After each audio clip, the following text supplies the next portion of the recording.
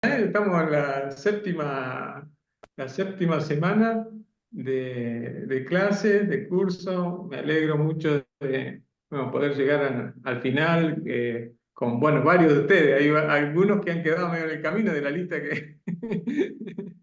¿no? Pero bueno, hay un grupo que ha seguido muy bien todo el trabajo y eso es muy alentador también. Ustedes saben, ¿no? Para los docentes también eso es muy importante, ¿no? De poder tener una buena feedback, un buen feedback con los estudiantes y enriquecerlos. Yo siempre aprendo mucho también de los aportes de cada uno. No he podido ver mucho, pero vi que había tres participaciones allí en el foro sobre la temática de Daniel, especialmente del capítulo, la consigna para el foro era, vieron, sobre capítulo 7 de Daniel, la visión esta, y que me... Complicada, ¿eh?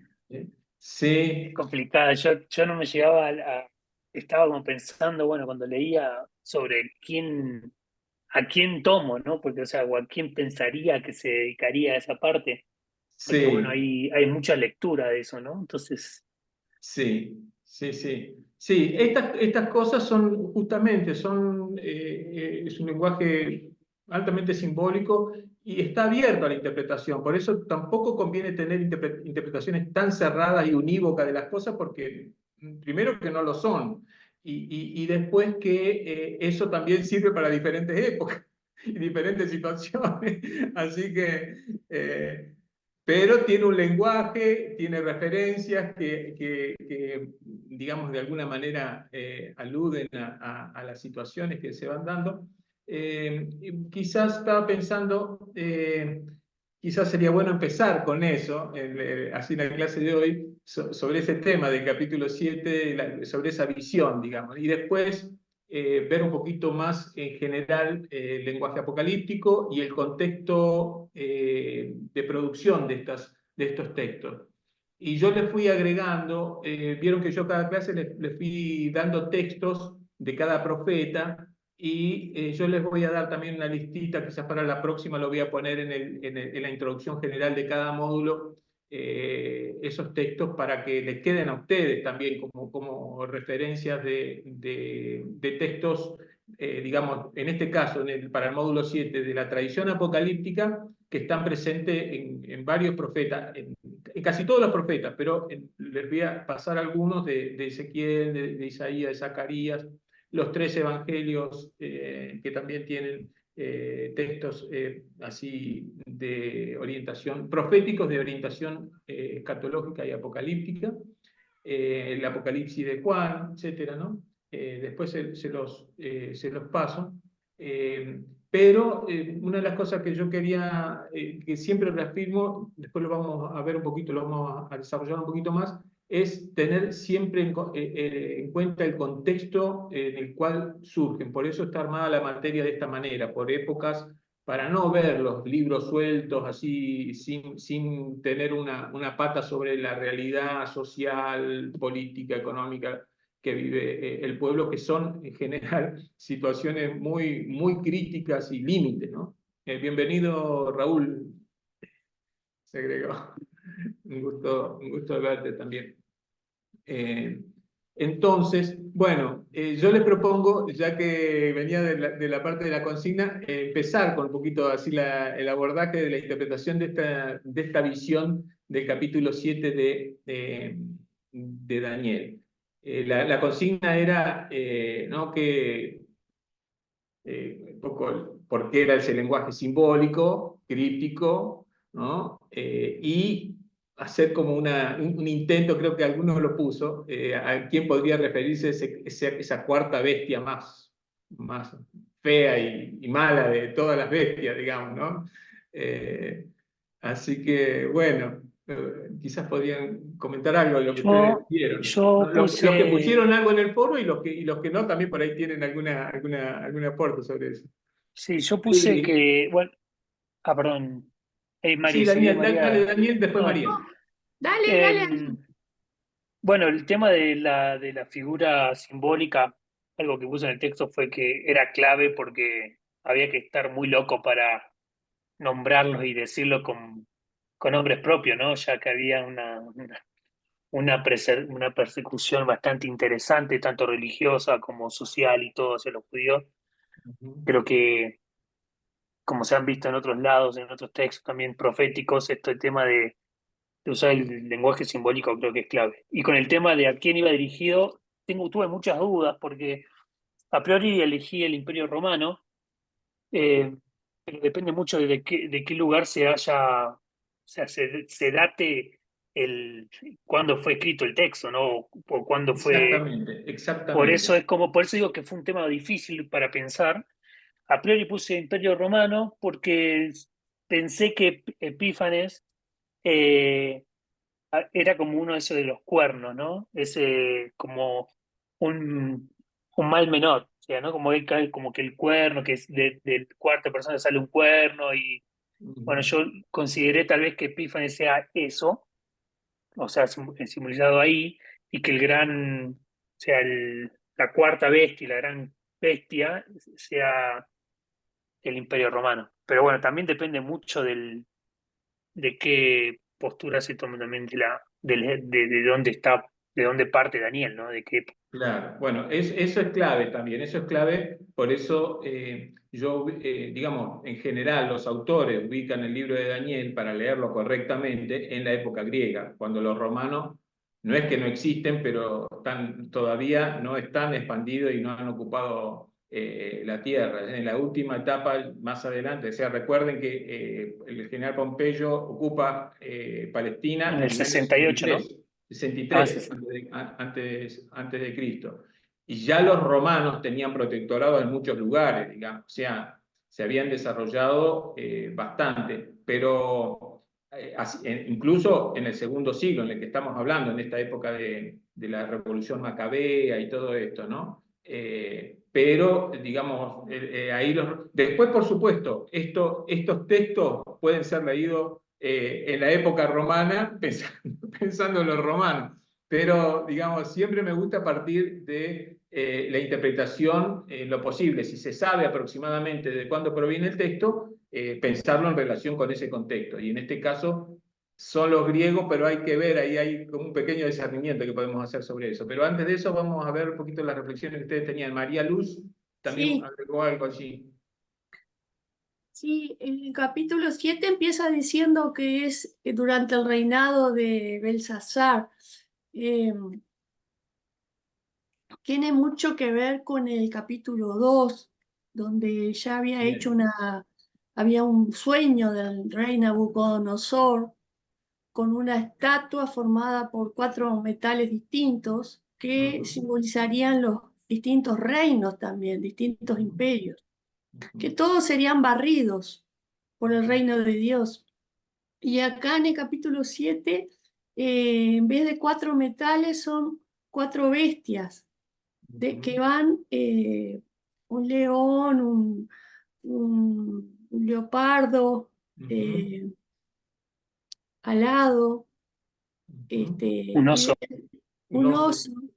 Ujú, Y el último es una gran bestia con dientes de hierro que devora todo y desmenuza los restos, o sea, exalta eh, sí, la ferocidad, ¿no? Ujú, la ferocidad y cómo aniquila todo. ujú, Y ahí aparece el juicio de Dios, el juicio con un trono, un anciano blanco rodeado de fuego, el fuego destruye las bestias, ujú, ujú. y también aparece el Hijo del Hombre, que ya habíamos visto en Ezequiel, creo, Ezequiel, muy bien. que se acercó al anciano y a ese Hijo de Hombre se le dio todo el poder, todo el dominio. Ujú, Y ese reino era para los santos, para los ujú, santos. Las bestias, ahí mismo en el texto habla de que son reinados que caerán. En este ujú, caso podrían ser eh, el babilónico, medo-persa, y la cuarta bestia correspondería a los griegos, al imperio griego, que dice que tiene 10 cuernos porque podrían ser todos los Exacto. reyes, ¿no? Ujú, Los reyes, distintos, empezando con Alejandro Magno, después todos los reyes que hubo, y el más cruel, el más, sería el Antíoco IV, que ujú. fue el que prohibió el culto a Jerusalén. Exactamente, Prohibió, exactamente. prohibió. Entonces, con eso aniquilaba a los hebreos.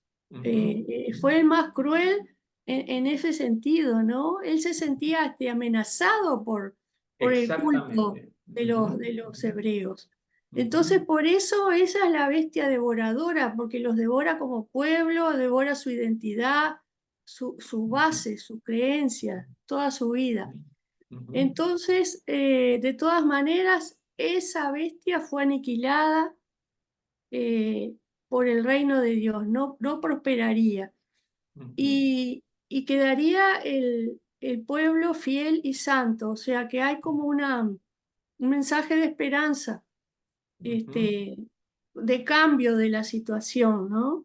ujú, Eh, y no podía decir claramente, porque él esto lo dijo, se escribió en un momento de que estaban deportados en Babilonia y estaban oprimidos y no podían, serían castigados si ujú.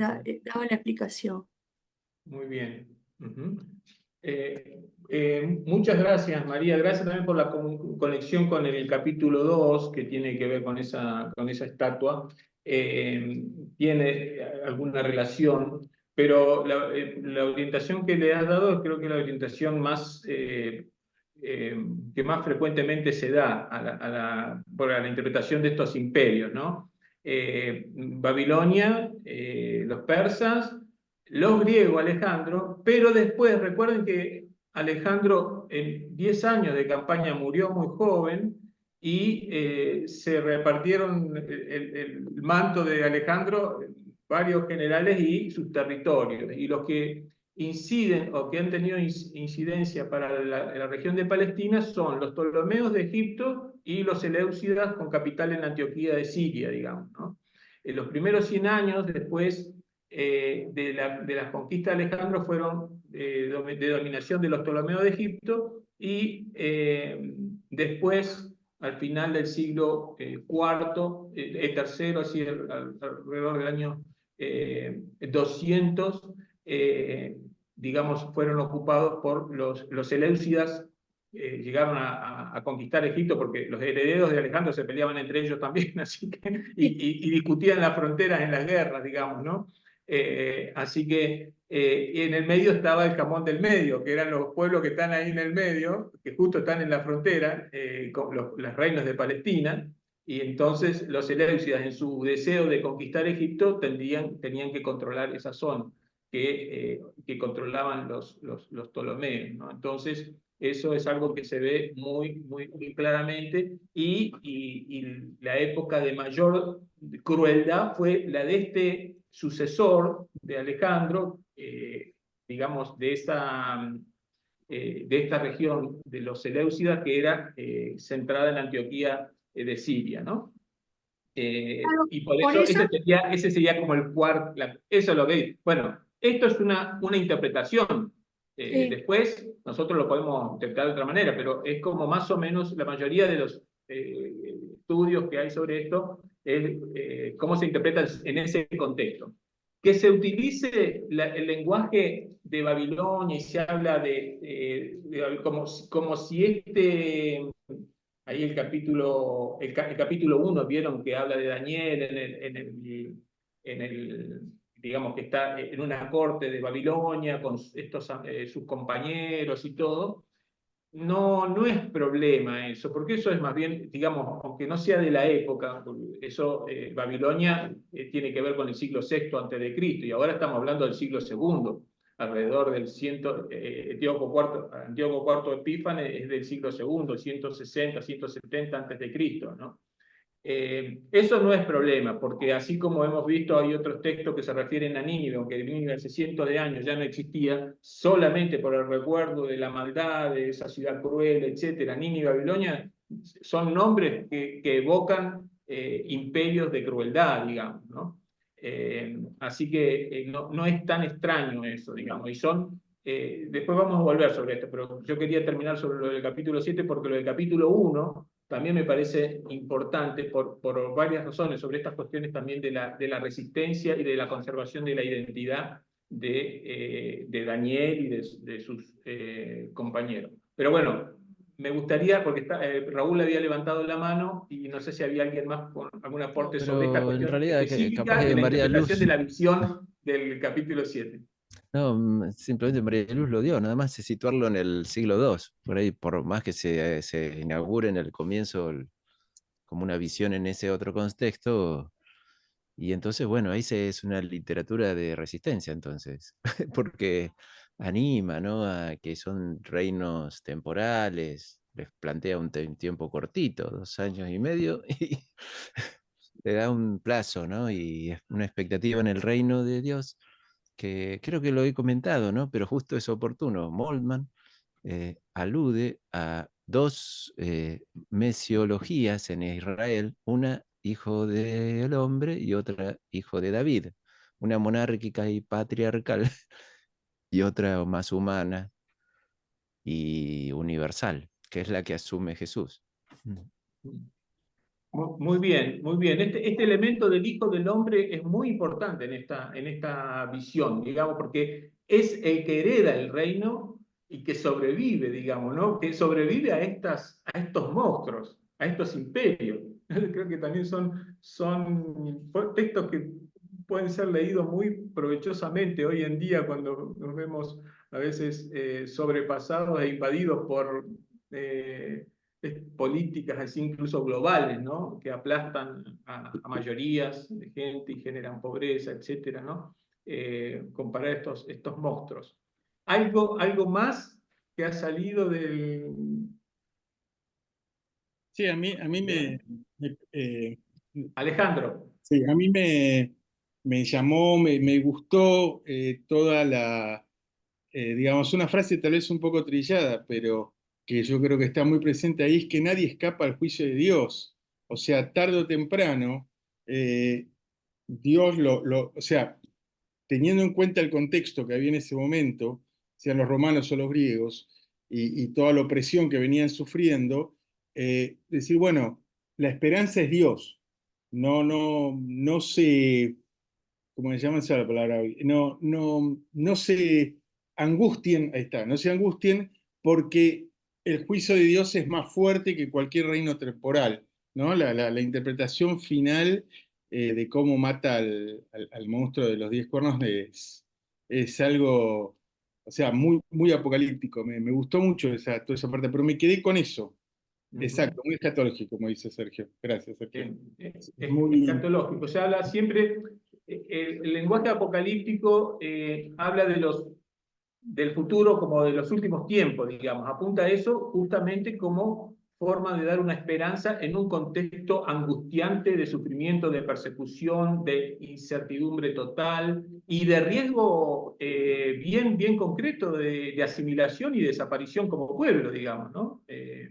Entonces, en este sentido, es una literatura de resistencia por un lado y de esperanza. No sé si hay algún otro aporte más sobre esto. Bueno, si hay alguna otra, se va ocurriendo, pueden ir levantando la mano. Justamente en esta época del siglo II, cuando surge la literatura apocalíptica con más fuerza, en un contexto de persecución y eso, y ya más elaborado, ¿no? Relacionados incluso con la gente del templo, etcétera, porque también en el siglo VI, cuando fue la conquista de los babilonios, también hubo una época de persecución, pero todavía no estaba tan desarrollada esta perspectiva, diríamos, apocalíptica, digamos, estaba naciendo, digamos, ¿no? Y en esta época del siglo II está más elaborada, Y hay muchos textos que provienen de esta época y que fueron incorporados a las tradiciones proféticas más antiguas, aunque sean textos más tardíos, ¿no?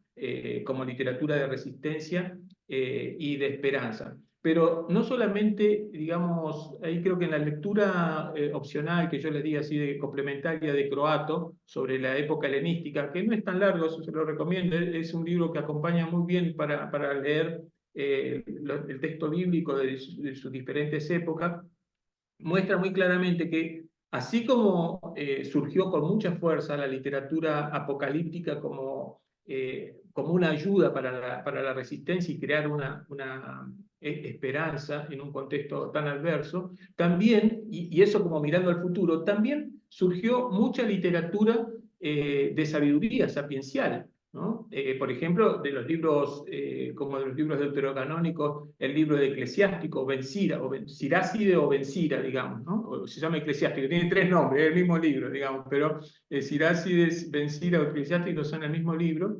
El libro de sabiduría también, y incluso la primera parte de Daniel es como una forma más sapiencial, del 1 al 6. Ustedes saben que el libro de Daniel es un libro especial. Los primeros 6 capítulos están escritos en arameo. Vieron que hay algunos, creo que Ezra también, hay algunos versículos en arameo, pero el único libro, o que la mitad del libro está escrito en arameo, es el libro de Daniel, digamos, esa primera parte que es más sapiencial. Y la segunda parte es la que está escrita en hebreo, del 7 al 12, que es la parte específicamente más apocalíptica de las visiones, digamos, ¿no? Entonces, me pareció muy interesante también ver que son 2 corrientes que ayudan a anclar el espíritu y la identidad del pueblo. Una con una mirada hacia el futuro, digamos, promisoria, dentro del contexto que tenía, aunque podían morir en ese momento, a través de la literatura apocalíptica escatológica, esperando la irrupción de un nuevo tiempo que termine con todos estos monstruos que han surgido, cada uno peor que otro, digamos, y el peor de todos siempre es el que le aprieta el callo a uno, digamos, ¿no?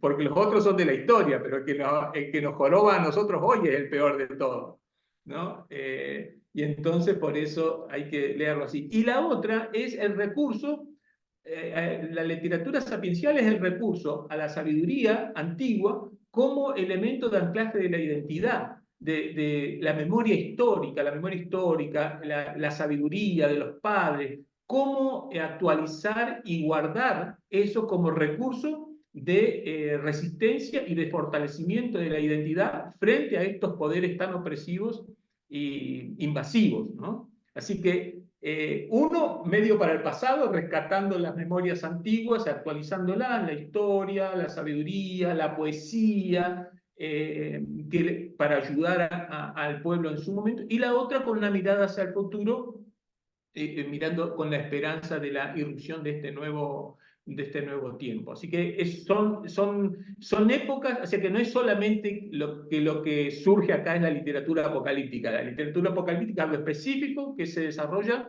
desde la tradición de la literatura profética y con un mensaje específico en un contexto de persecución. Pero también hay ahora ya va Daniel, también este recurso es muy fuerte que surge en esta época de recurso a la literatura sapiencial, la poesía, la historia, las memorias, para desde el pasado actualizar y reforzar la identidad. Sí, Daniel. Una pregunta que, bueno, personalmente como que recién este tiempo pude profundizar mucho más en Daniel con estos textos, pero me llamó la atención que hayan tomado a alguien, o sea, teniendo en cuenta que está escrito en el 100 y pico, que tomemos esa fecha como Sí, del texto, que hayan tomado a Daniel, un personaje, por lo que decían los autores, como conocido, famoso, y que recién ahí o por lo menos que nosotros lo conozcamos, como, bueno, apareció un tal Daniel famoso que hubo de la época de Babilonia, si previo, en otros textos, o no sé si hay alguna investigación de eso, este Daniel aparece en otro lado, siendo como un personaje famoso, por lo menos que yo leía en los autores que decían, podría haber sido un personaje famoso al cual se conocía su historia y se reescribieron o se mencionaba eso. No Claro, o sé, se recrea, o o se se re- recrea la historia de ese héroe en una exacto, corte extranjera, en un imperio, pero tenemos en la Biblia, tenemos mucho, desde José en la corte del faraón, en Egipto, tenemos Esther, tenemos Judith, historias de personajes que han sido, digamos, instrumentos importantísimos para la salvación del pueblo de Israel, que son como héroes que fueron exitosos en el imperio, digamos, y cómo Dios lo utilizó en ese doble rol, digamos, sí, a ¿no? mí me llamó la atención también Eh, porque muchos querían unirlo con algún personaje de Ezequiel, creo que también había, como sí, que sí, había sí. como lecturas, pero bueno, era mi duda si había algo más de eso, ¿no? Porque me llamó la atención al leerlo. Y Hay justo me lo referencias en mencionaste, otro lado, Daniel, pero no sabemos bien. Lo que sí, digamos, es claro, son memorias que hay, como, digamos, este personaje en la corte de Babilonia, ¿no? Y sus compañeros, que después me gustaría que volvamos a eso del capítulo 1, porque es muy interesante también.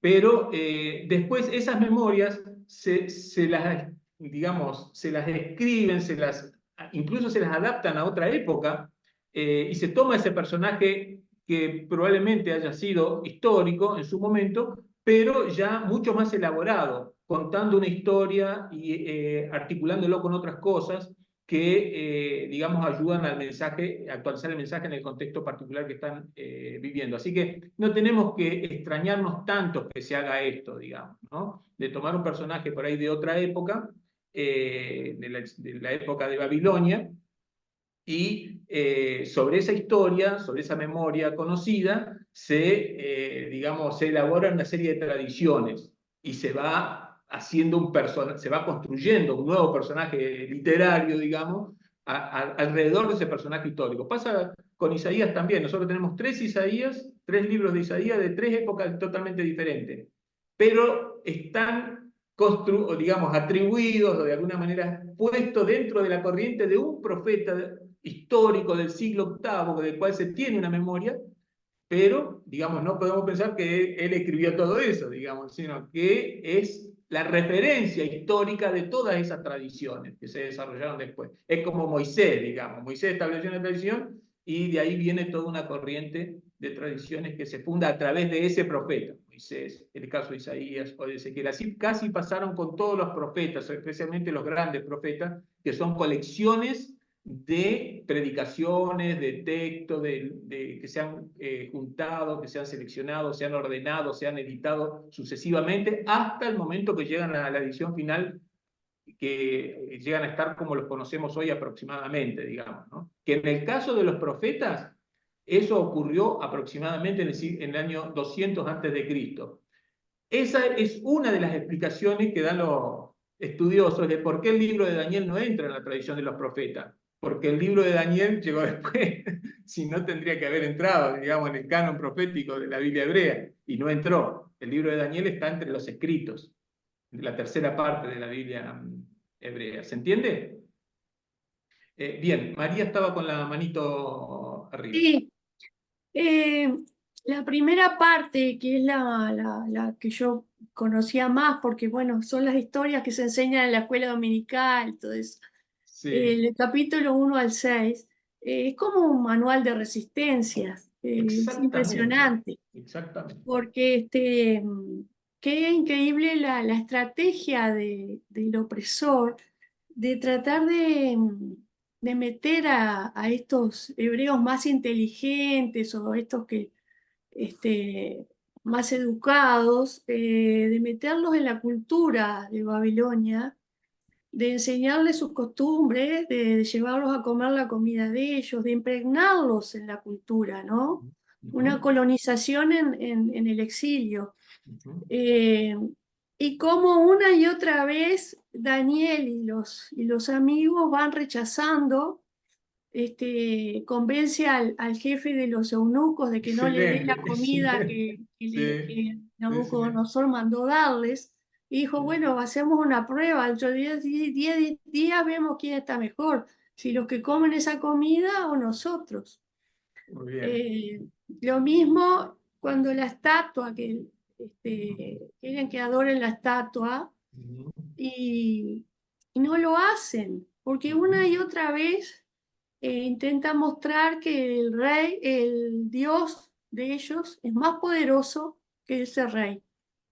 Eh, y casi que lo habían convencido a Nabucodonosor. Pero después vino el hijo y el hijo olvidó todo, ¿no? Y usó los... Qué gran afrenta esa de usar los vasos del templo para esa fiesta, esa orgía que hicieron ellos. Ujú, ujú. Y Muy cómo, bien. bueno, después viene todo eso del mensaje en la pared y nuevamente el mensaje de Daniel de que Dios es más poderoso que todo eso, ese poder que ostentan ellos. Claro, que es poderoso, pero que, digamos, lo que trata de revelar el texto es que hay un Dios que es mucho más poderoso que esos imperios que se creen impunes y hacen cualquier cosa, ¿no?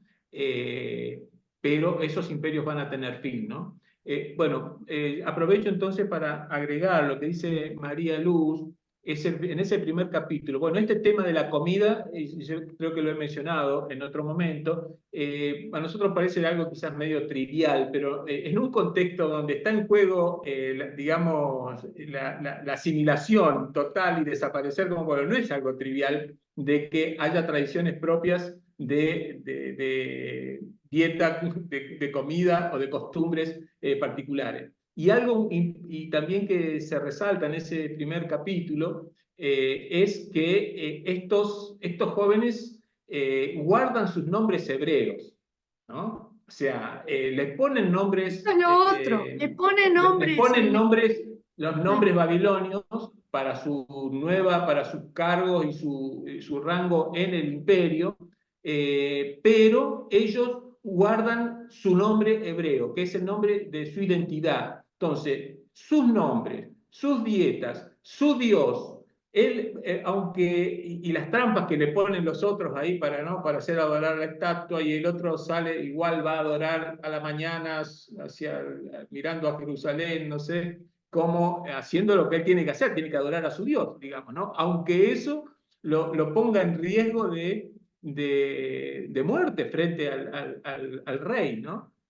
Así que efectivamente, María, eso casi es un manual de resistencia en un contexto, digamos así, del poder imperial, ¿no? Y esto es algo que hacen los imperios, yo diría hasta el día de hoy, de robar cerebros de todos lados, de jóvenes del sur, de los países pobres, y se los llevan siempre a los mejores para desarrollar mejor sus objetivos, digamos, sin pensar que descabezan o dejan sin recursos a veces a los países más pobres o periféricos, diríamos, ¿no? Que son políticas que han tenido los imperios siempre, digamos, ¿no? Y en este caso, peor todavía, porque era con deportaciones forzadas y guerras, y en esta época de Babilonia, y después de los griegos también, ¿no?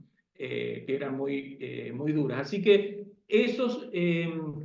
una acotación también con respecto, muy interesante lo que muestran allí también Nabucodonosor como admirándose del Dios de Daniel, ¿no? O sea, como reconocimiento. Eso, digamos, tenemos que sospechar que no es que se convirtió al Dios de Daniel, sino que esa es la mirada desde la perspectiva hebrea, digamos, que están buscando, digamos, fortalecer la imagen de Dios gracias al heroísmo de estos jóvenes que defendieron su identidad, resistieron, no se asimilaron totalmente, hicieron lo que tuvieron que hacer, trabajaron para el imperio, fueron parte de funcionarios, altos funcionarios de ese imperio, pero no por eso dejaron de ser, no se olvidaron de su origen, ¿no?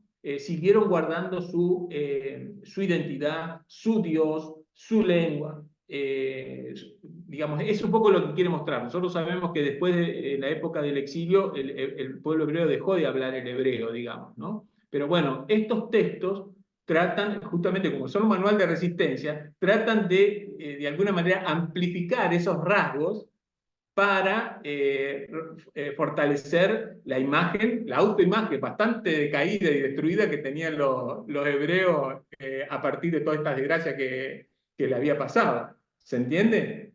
Así que en ese sentido hay que entender a veces esas formas así tan amplificadas y tan magníficas, digamos, que nos parece, ¿no? Esto, conversión ¿no? de Nabucodonosor, etcétera, que reconoce al Dios, ¿no? Al Dios de los cielos como, digamos, el Dios verdadero, ¿no? Que realmente hace prodigios, ¿no? Y las pruebas que pasan, ¿no? Porque son cosas, digamos, increíbles, ¿no? Recuerden, o sea, no solamente le pide que le interprete el sueño, se había olvidado el sueño, le tiene que adivinar el sueño y además interpretárselo. O sea, no es solamente interpretar el sueño, ¿se dan cuenta? Es como amplificado. Si era difícil interpretar el sueño al rey, no solamente lo tiene que interpretar, sino que lo tiene que adivinar primero.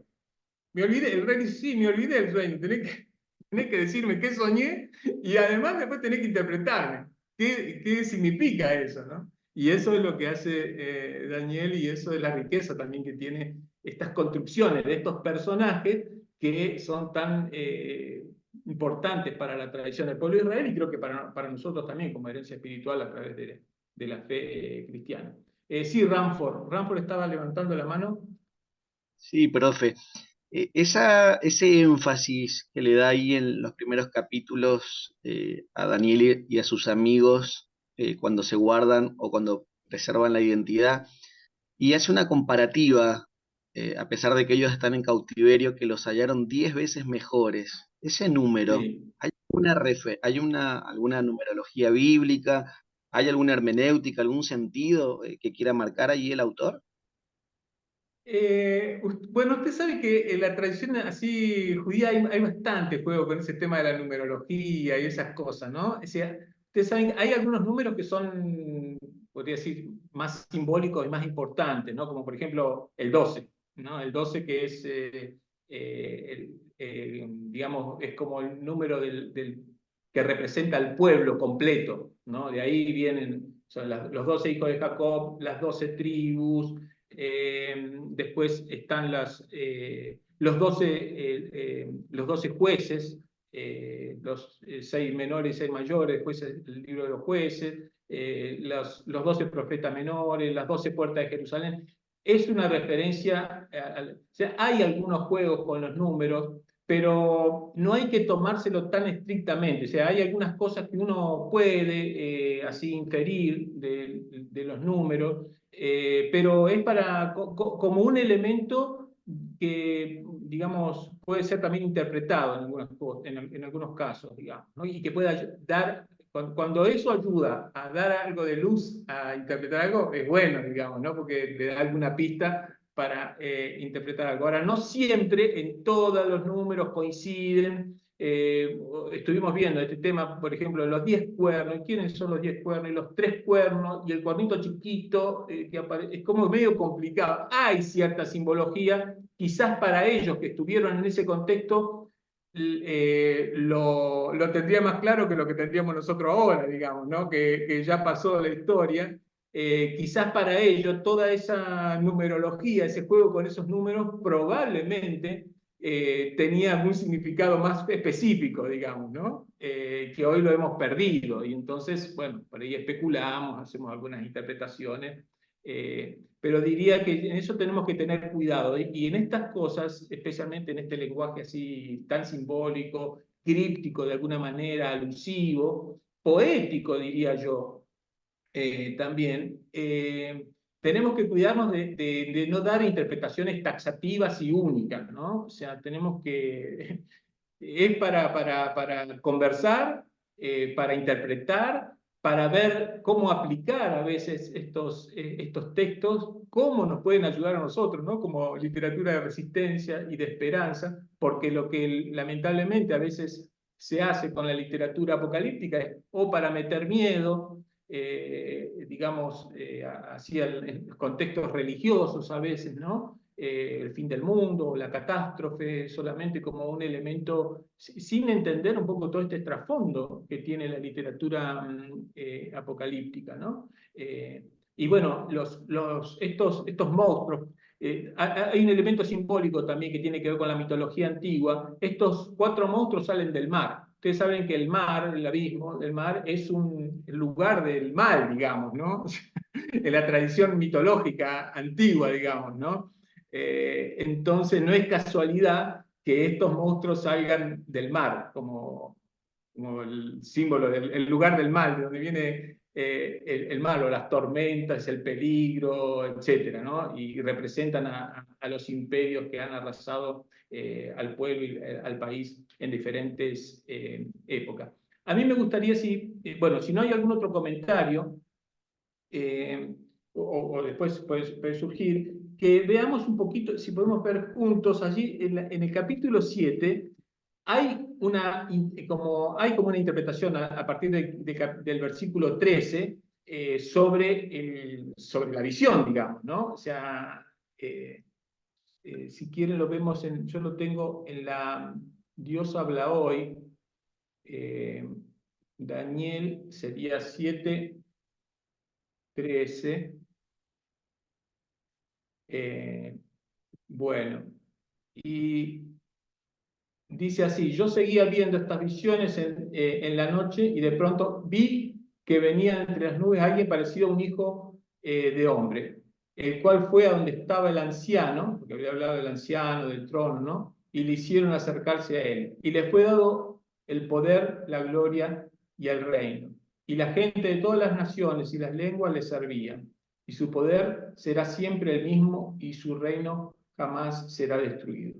Bueno, dice: yo, Daniel, sentí que el terror se apoderaba de mí, y muy preocupado por todo lo que había visto, me acerqué a uno de los que estaban allí en pie, fíjense, y le pedí que me explicara todo aquello. Él aceptó explicármelo y me dijo: estos 4 monstruos son 4 reyes que dominarán el mundo, pero después el reino será entregado al pueblo del Altísimo y será suyo por la eternidad. Yo quería saber más acerca del 4.º monstruo, que era tan diferente a los otros, pues su aspecto era horrible, tenía dientes de hierro y garras de bronce, y todo lo devoraba y destrozaba y pisoteaba las obras. También quería saber más acerca de sus 10 cuernos y del cuerno pequeño, que tenía ojos y una boca que hablaba con mucha arrogancia, pues hasta parecía más grande que los otros cuernos, y 3 cuernos habían caído para dejarle lugar. Entonces vi que este cuerno luchaba contra el pueblo de Dios y lo vencía, hasta que llegó el anciano e hizo justicia al pueblo de Dios Altísimo, pues se había cumplido el tiempo para que el pueblo de Dios tomara posesión del reino. Y dijo: el 4.º monstruo será un reino que habrá sobre la tierra, diferente a todos los demás. Devorará toda la tierra, la pisoteará y la destrozará. Los 10 cuernos son 10 reyes que reinarán en ese reino. Después de ellos subirá otro al poder y será muy diferente a los primeros, y derribará a los 3 de estos reyes. Insultará al Dios Altísimo, irá acabando con su pueblo, tratará de cambiar la ley de Dios y las fiestas religiosas. Una referencia muy clara también a lo que hizo Antíoco IV Epífanes. Y el pueblo de Dios estará bajo su poder durante 3 años y medio. Pero el tribunal celebrará un juicio y se le arrebatará el poder, dejándolo completamente destruido. Y el reino, el poder y la gloria de todos los reinos de la tierra serán dados al pueblo del Altísimo. Su reino permanecerá para siempre, y todos los pueblos de la tierra le servirán y le obedecerán. Este es el final del relato, y yo, Daniel, me quedé muy preocupado y me puse pálido, pero no dije nada a nadie sobre el asunto. Bueno, fíjense que acá hay algo que tiene que ver especialmente con la cuestión de la interpretación del Hijo del Hombre, ¿no?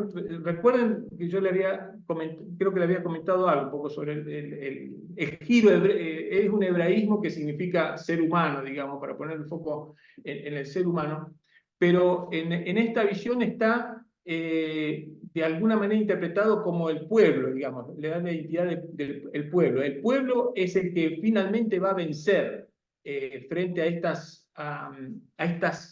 monstruos, digamos, ¿no? Aunque muera mucha gente, aunque arrasen, como que el pueblo va a sobrevivir a esto y va a reinar el reino del pueblo del Dios Altísimo, digamos, ¿no? Después, en la tradición cristiana, especialmente esta interpretación del Hijo del Hombre digamos, se lo adjudicó especialmente a la imagen de Jesús y de Cristo, digamos, ¿no?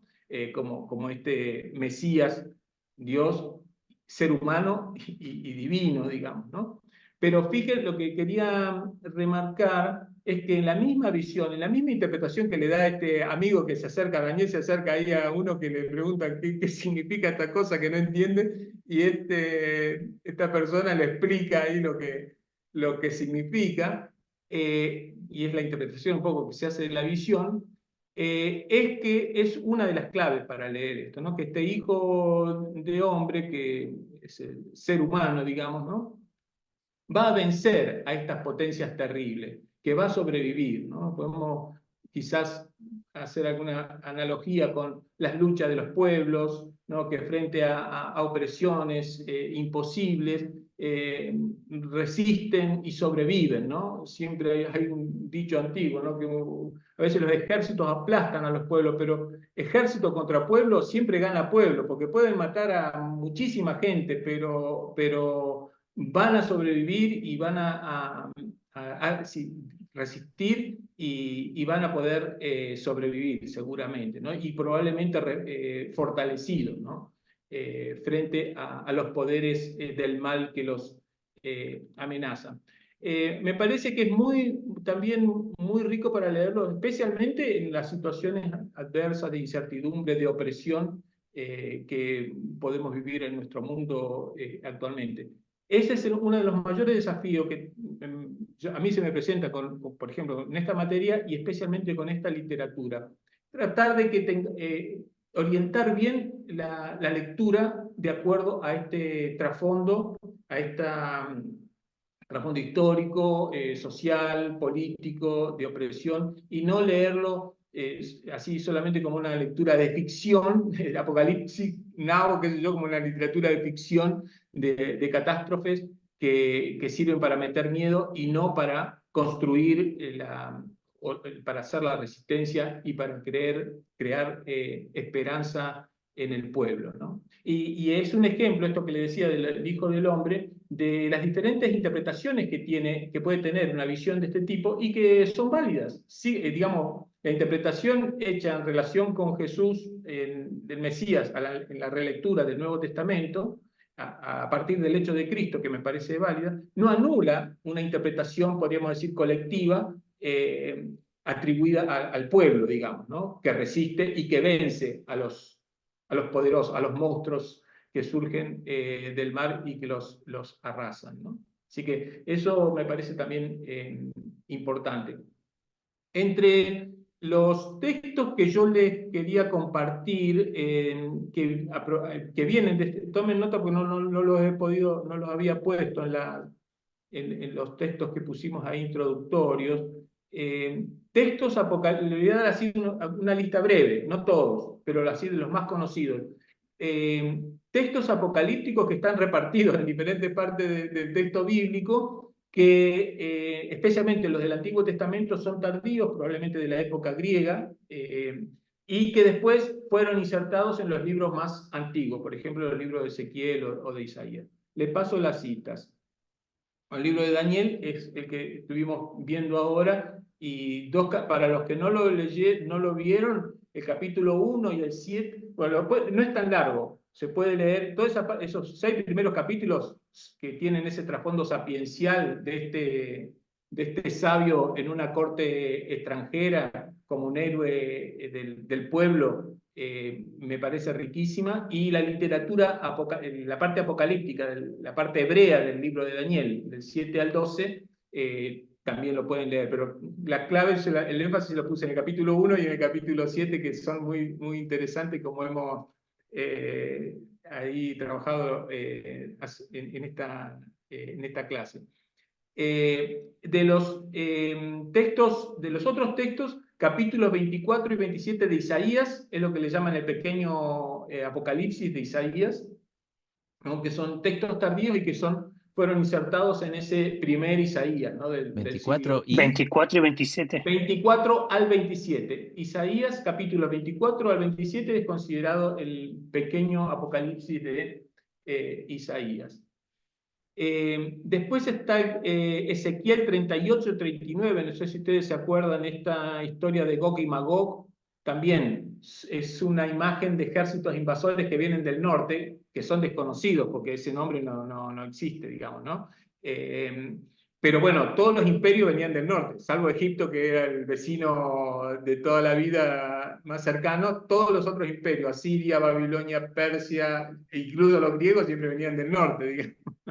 Entonces, esa imagen de estos, este Gog y Magog, de este ejército así que venía del norte, es muy, digamos, es bien clara para la imagen de la gente del lugar, digamos, ¿no? Y podríamos decir parecido a esto que veníamos hablando de estos monstruos o de la estatua de Daniel 2, ¿no? O incluso de otros textos que hacen, como el tema de Joel, de la plaga de langosta, que describe las invasiones, digamos así, de ejércitos extranjeros como una plaga de langosta, que realmente arrasaban, digamos, ¿no? La tierra y producían hambre porque se quedaban con todos los productos de la tierra y saqueaban a la gente y, por supuesto, maltrataban a la población, ¿no? Así que esa imagen que tiene Joel, muy interesante, digamos, sobre la plaga de langosta, comparar a los ejércitos invasores con la plaga de langosta, es bien oportuno. Bueno, pero les sigo con los textos que tenemos. Gog y Magog, Ezequiel 38-39, que es ahí cierran la parte, porque 40 al 48, Ezequiel es la Torá de Ezequiel, que es el proyecto del nuevo templo y la nueva tierra, digamos, ¿no? Es como una segunda parte. Ezequiel está dividido tiene varias partes, pero la primera gran parte termina en el 39, o en el 37 con el agregado de los 38 y 39, que es esos textos sobre Gog y Magog. El Zacarías 9 al 14 también es un texto así de orientación apocalíptica, ¿no? Y de los evangelios son muy conocidos: Marcos 13, Mateo 24 y Lucas 21, de los evangelios sinópticos. Y después el evangelio de Juan, por supuesto, ¿no? Como libro. Perdón, Marcos decir. 13, Mateo 24 y Lucas 21. Son los textos Gracias. así de orientación apocalíptica. Una cosa que podríamos hacer brevemente, una pequeña orientación sobre las características de la literatura apocalíptica, digamos, ya la hemos mencionado algunas de ellas. Lenguaje simbólico, alusivo, así, visiones de cosas raras, mitológicas, que parecen raras, pero en su contexto tienen su sentido, y en un contexto de persecución, como decíamos, digamos, es oportuno ese lenguaje críptico, para que los opresores no entiendan, si encuentran un texto, no lo puedan entender. Otra característica que tiene en la literatura apocalíptica es que generalmente hicimos alusión a que tratan, digamos así, como con la perspectiva escatológica, trabajan con el tiempo y hacen periodizaciones históricas, ¿no? Hay una forma, una especie de periodización de la historia, y con la espera, o donde se pone el foco en ese último tiempo, ¿no? Por eso se habla de escatología. Y en la aparición en la irrupción de ese nuevo tiempo, de ese nuevo eón, de ese nuevo reino, digamos, ¿no?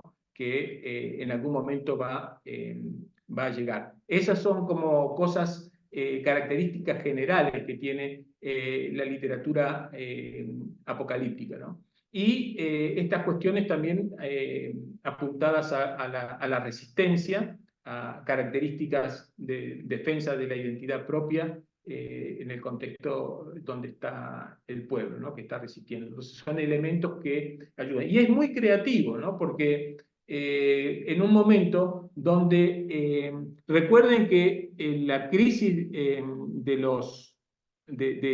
Antíoco IV Epífanes, que profanó el templo, lo consagró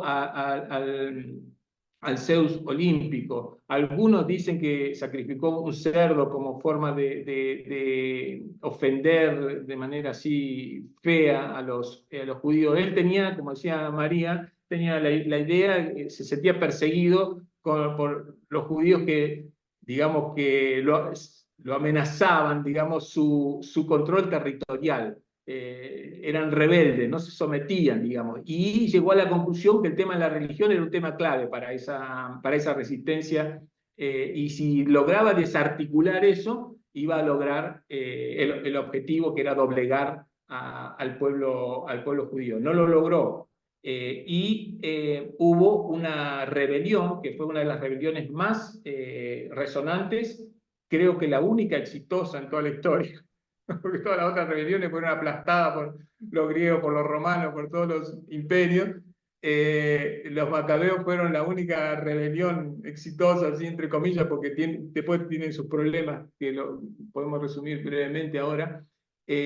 Los macabeos fue un grupo guerrillero, digamos, que logró reconquistar el templo y Jerusalén, y rededicar el templo. De esa gesta liberacionista de los macabeos, de ahí surge, no sé si ustedes conocen, la fiesta de Hanukkah en la tradición judía, que es la fiesta de las Las luces. lámparas. ¿Cómo? De las lámparas o las De luces. las lámparas, sí. Hanukkah en hebreo está la menorá y la Hanukkah. La menorá son de 7 brazos, la Hanukkah es de 9. 9 brazos tiene la Hanukkah. Pero bueno, hay una leyenda que dice cuando tomaron el templo, había aceite solamente para, no sé, para un día, y cuando estuvieron en esa lucha para tomar el templo, el aceite duró 8 días. Un aceite que había para un día parece que duró una semana entera y no se apagó la lámpara del templo, digamos, ¿no? Entonces, como un milagro que ocurrió en esa gesta liberadora de los macabeos, y por eso se recuerda la gesta de los macabeos y de esa liberación y de esa reivindicación de la identidad frente al poder opresor, con la fiesta se le llama la fiesta de las luces, ¿no? Creo que cae aproximadamente en la época de la Navidad, así que se confunden las luces de la Navidad del arbolito con las luces de la Hanukkah. ¿Por qué no ¿Cómo? entraron en el canon esos libros? ¿Cómo? ¿Por qué esos libros no entraron en el canon? ¿Por qué? Sí.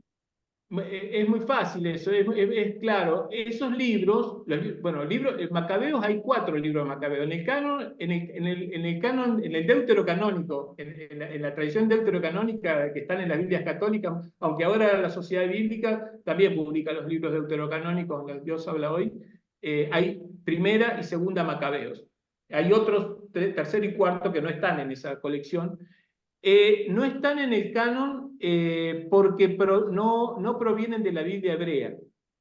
Esos, digamos, la comunidad judía de la diáspora en Alejandría, que fue una comunidad intelectual y comercial muy fuerte, en un centro cultural muy importante, y donde la comunidad judía fue muy fuerte en Alejandría, los traductores de la Biblia de los 70 estaban en esa región, que fue la traducción de toda la Biblia hebrea al griego.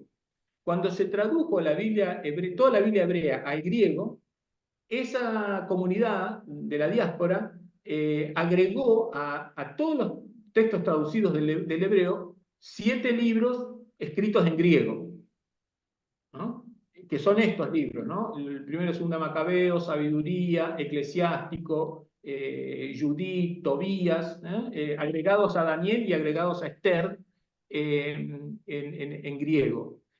Así que la división es porque no fueron escritos en hebreo, fueron escritos, aunque el Eclesiástico se encontraron copias en hebreo y de Tobías también, en general, esos libros provienen de la comunidad, de la diáspora helenizada, digamos. Entonces, como que había una interna ahí con el sector palestinense que era más hebraizante y defendía el hebreo, no aceptó estos libros como parte de su canon hebreo, digamos, ¿no? Porque no eran hebreos, estaban escritos en griego, eran libros judíos para judíos y todo, pero no eran escritos en hebreo, fueron escritos en griego. Entonces esos libros vinieron con la Biblia griega.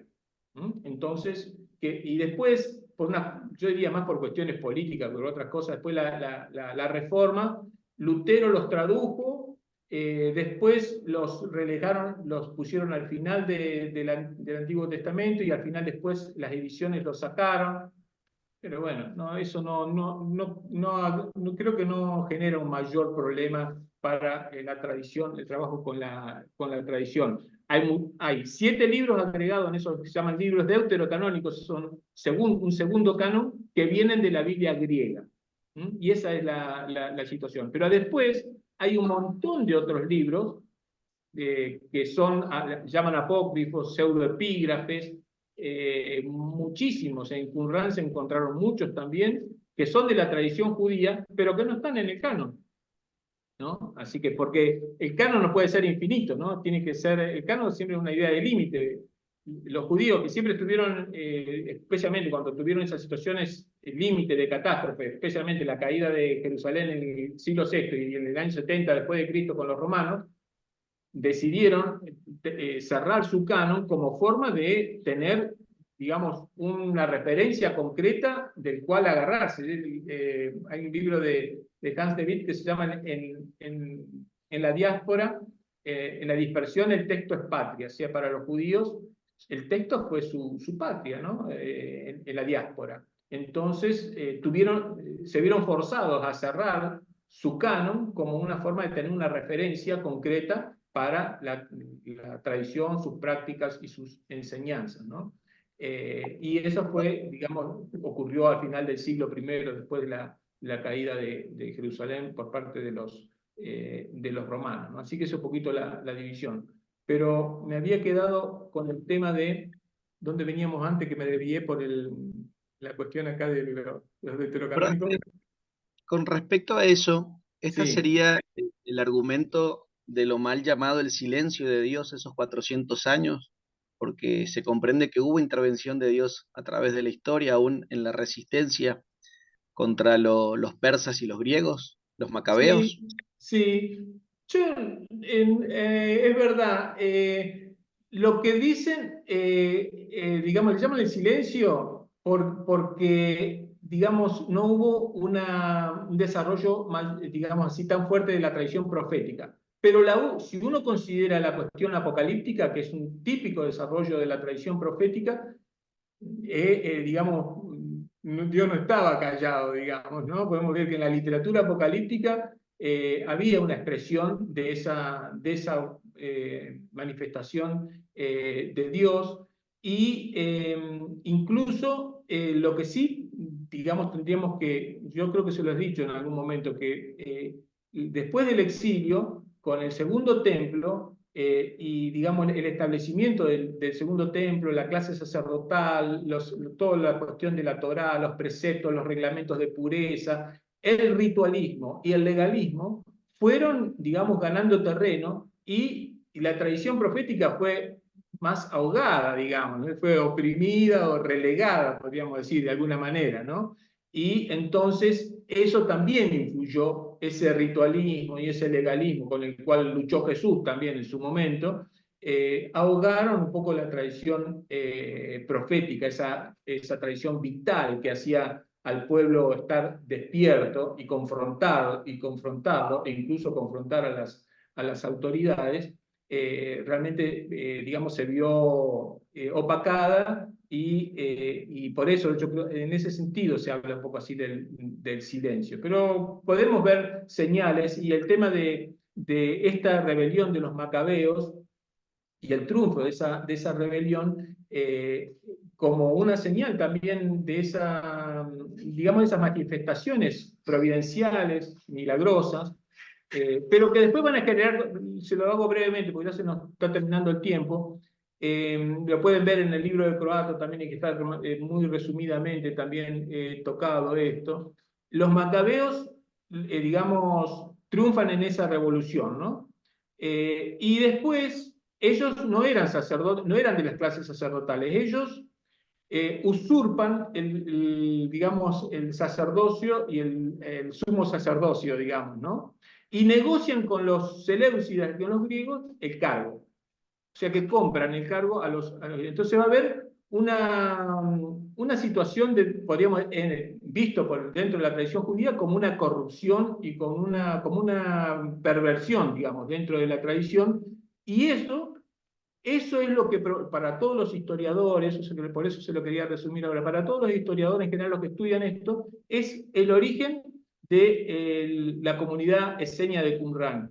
La comunidad esenia de Qumran se forma con gente de la tradición sacerdotal sadoquita que se va a vivir al desierto como una forma de protesta y de, digamos así, de confrontación con la corrupción de Jerusalén y del templo, que estaba usurpado por esta gente que no eran sacerdotes, que eran guerrilleros y que se ocuparon, digamos, consiguieron el poder y después tuvieron la muñeca política para negociar con los seleucidas el cargo de sumo sacerdote, permanentemente. Entonces, hay mucho escrito sobre eso, hay bastante, son cosas, entonces, eso fue muy, muy mal visto por grupos un grupo antecedente del cual descienden un poco todos los grupos de la tradición judía, como los fariseos, los esenios, de la época de Jesús, son los hasidim. No sé si escucharon hablar de los hasideos o hasidim. La palabra hasidim viene de la palabra gesed, ¿no? No sé si se acuerdan. Gesed significa misericordia, compasión, amor, fidelidad.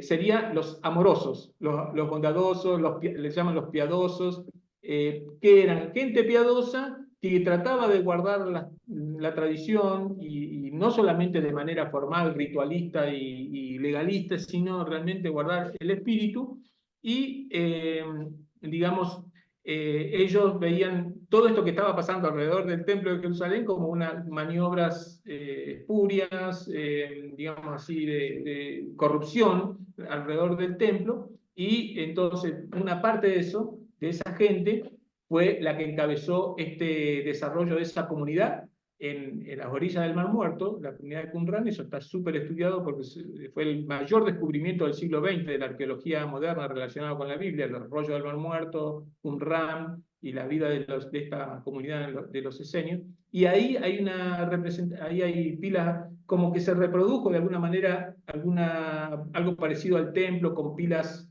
bautismales para los baños de purificación y esas cosas, como una forma también de guardar esas tradiciones, pero muy críticas de del templo. Y un dato más, que no muchos autores lo trabajan, es que ellos en la tradición esenia de Qumran, hay un libro que fue muy conocido que se llama el Libro de los Jubileos, donde está muy fuertemente marcado que ellos digamos, se guiaban por el calendario solar. Y eso probablemente es una crítica al templo de Jerusalén, que históricamente se guiaba por el calendario lunar heredado de Babilonia, digamos, ¿no? Entonces ellos, digamos, es como una forma de expresar ese rechazo, también era esta cuestión del uso de un calendario diferente, ¿no? Perdón, María Luz tenía la mano. No, esa pregunta que puso Raúl en el Sí. chat.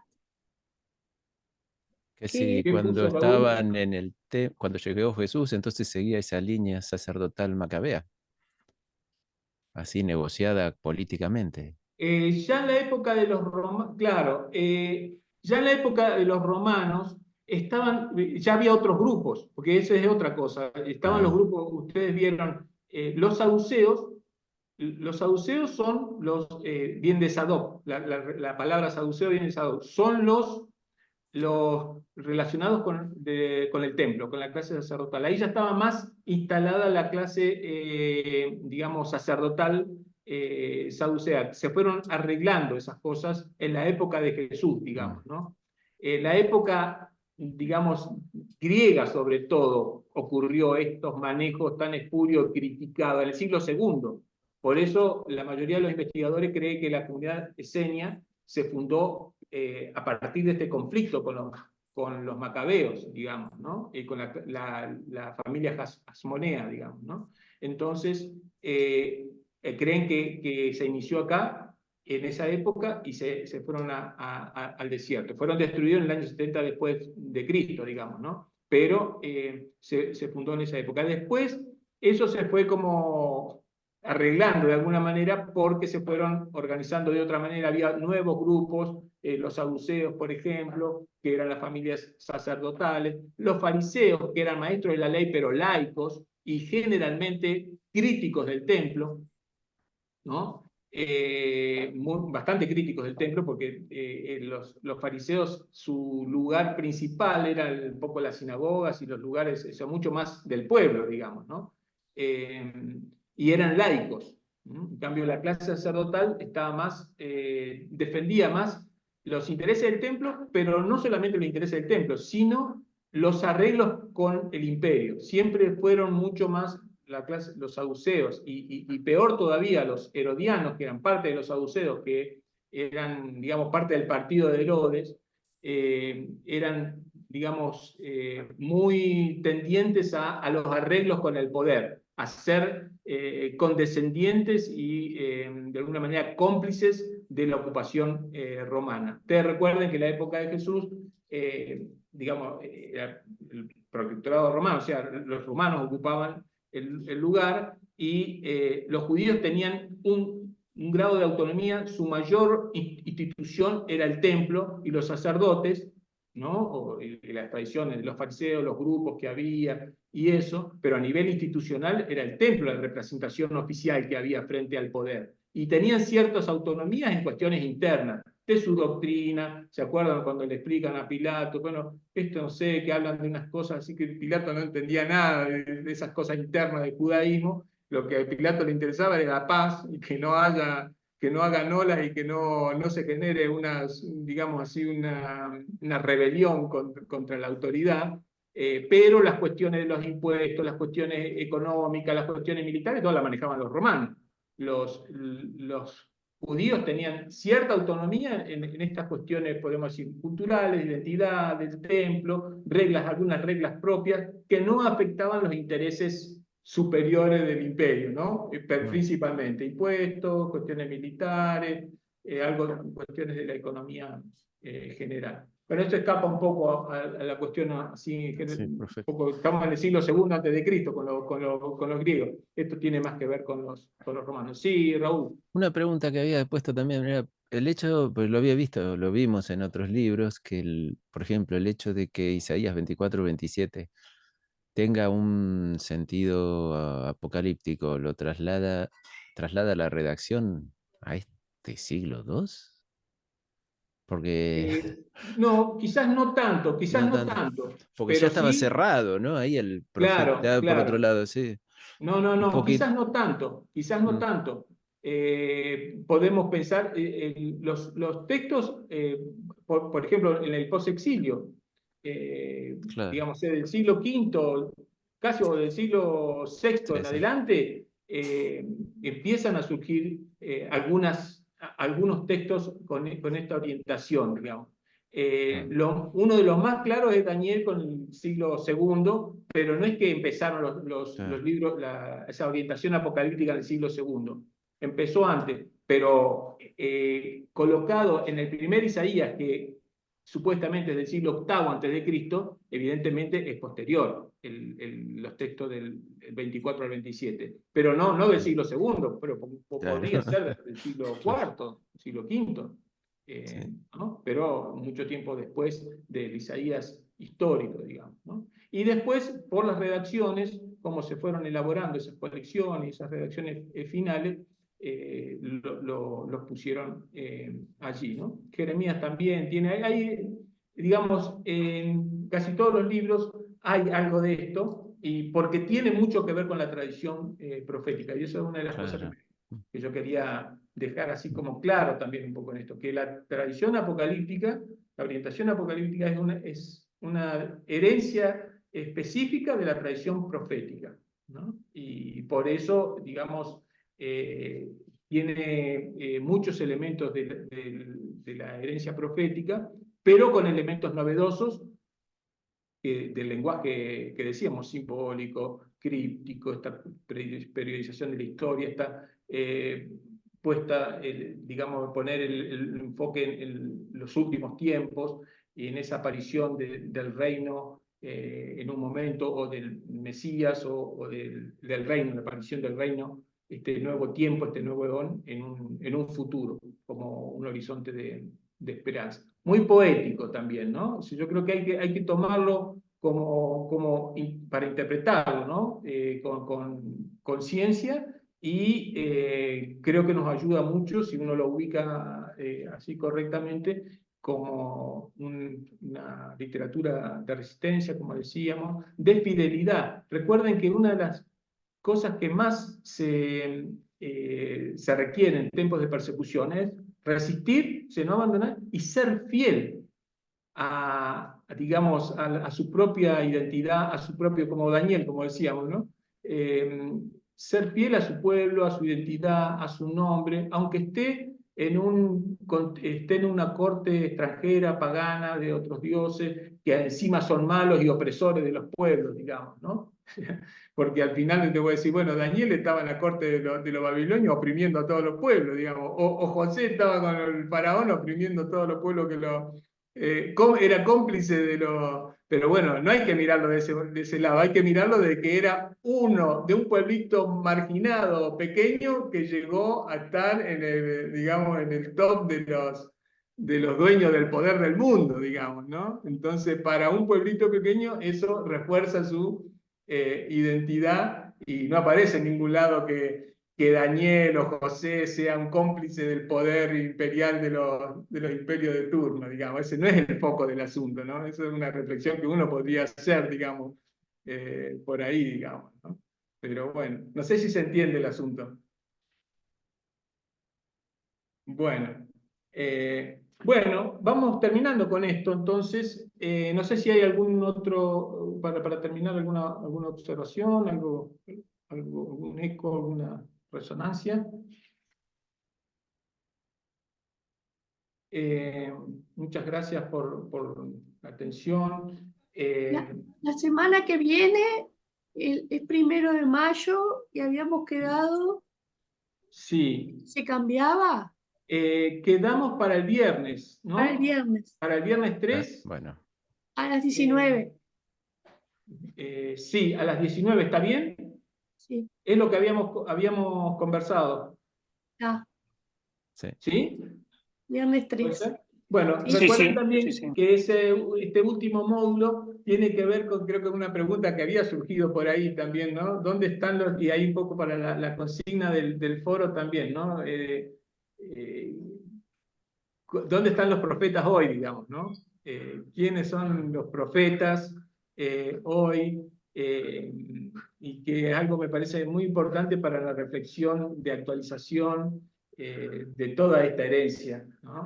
Tanto, yo digo, ponerlo en clave por ahí de la comunidad de fe, pero también como clave de la sociedad en la cual vivimos, digamos. No nos quedemos encerrados solamente un poco en el mundo así religioso, sino también en cómo pensamos estas cosas en relación con el mundo en el cual estamos viviendo, que justamente estamos también viviendo en épocas de muchos cambios y donde hay poderes que también se están fortaleciendo a nivel global, que dejan a veces sin mucha chance a los pobres, ¿no?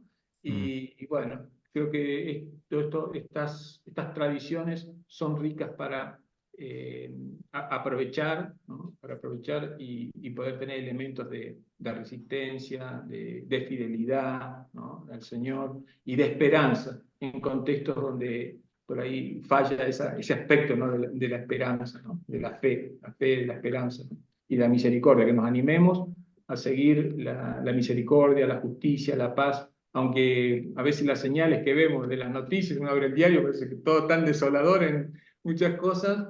Bueno, a partir de su palabra tenemos tantos elementos, tanta riqueza, tantas historias, tantas memorias que nos alimentan también el aspecto de la esperanza. Así que no la perdamos, ¿no? Cultivémosla, cuidémosla, sembrémosla para la nueva generación, ¿no?